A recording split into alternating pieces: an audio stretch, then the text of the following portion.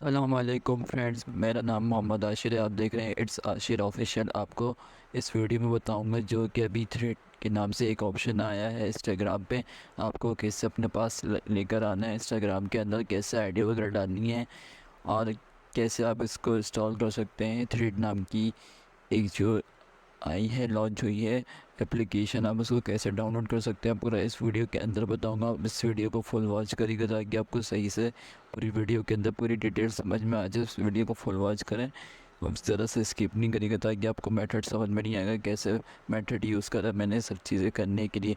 चलिए बिना time waste की वीडियो स्टार्ट करते हैं। अगर आप चैनल पर नए हैं तो चैनल को सब्सक्राइब कर दें, प्रेस करते हैं बेल आइकन को और वीडियो को लाइक कर दें, दोस्तों में शेयर कर दें। चलिए बिना टाइम वेस्ट के वीडियो को स्टार्ट करते हैं।